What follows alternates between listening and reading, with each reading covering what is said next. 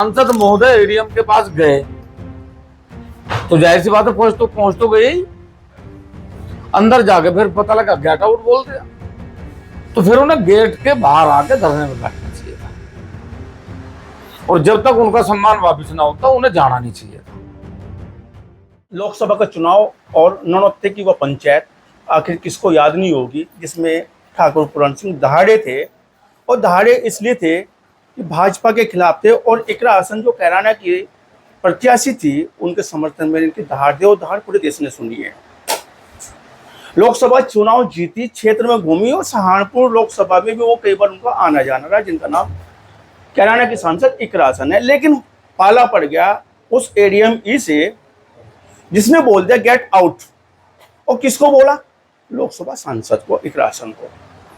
आपत्ति जता रहे हैं किसान मजदूर संगठन के राष्ट्रीय अध्यक्ष जेडी न्यूज के साथ में इनकी आपत्ति क्या है, और आखिर इतना बड़ा अपमान भरी बात उस एडीएम ई ने क्या है, कैसे दी, बात करने की चर्चा करने का आपका बहुत स्वागत है। धन्यवाद। बहुत लोकप्रिय सांसद हैं, लड़की है, महिला है, यहाँ की भांजी है, और एक अधिकारी बोलता है गेट आउट। किसी शिकायत को लेके जाती हैं, और जनप्रतिनिधि का तो एक सीधा सीधा रहता है अपने लोगों को जाना, शिकायत को उसको लेके, लेकिन एक अधिकारी बोलते गेट आउट, और इतने बड़े जनप्रतिनिधि को क्या कहना चाहेंगे? आपने तो बड़ा काम किया, बड़े बड़े संदेश दिए नौनौता पंचायत से उनको जिताने में। तो वो मेरी लड़ाई सन 2024 के चुनाव में स्वाभिमान की लड़ाई थी।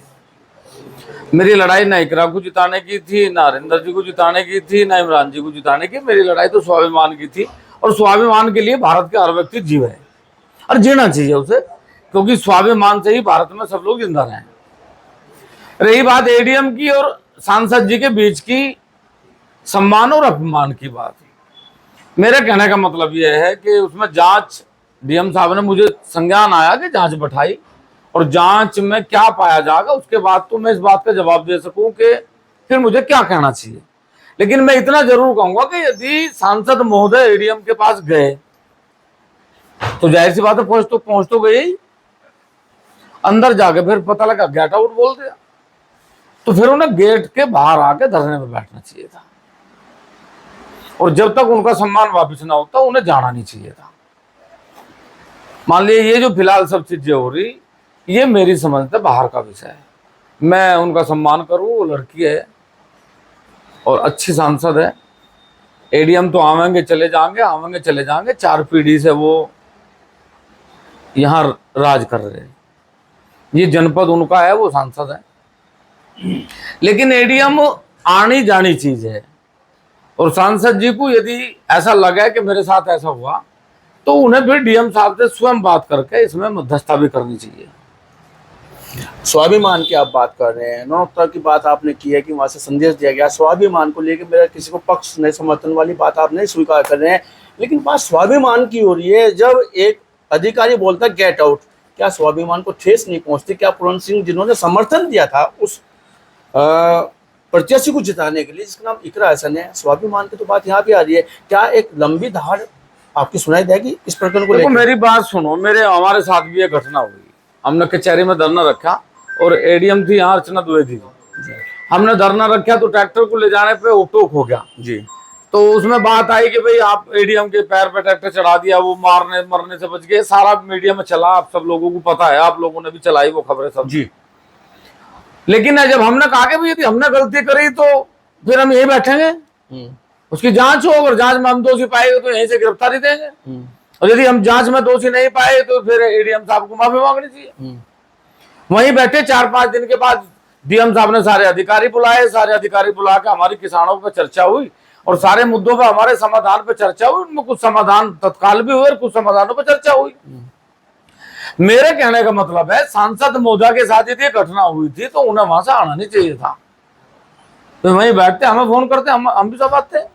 अब इस एडीएम बड़ा थोड़ी है भाई। अब इस मामले में क्या करेंगे ठाकुर पूरन सिंह, जब इतना बड़ा अपमान किया गया है एक अधिकारी के द्वारा? मैं ये कह ही नहीं सकता अभी, क्योंकि डीएम साहब ने अगर कोई जांच बैठाई तो मैं अभी उससे पहले कुछ कह नहीं सकता।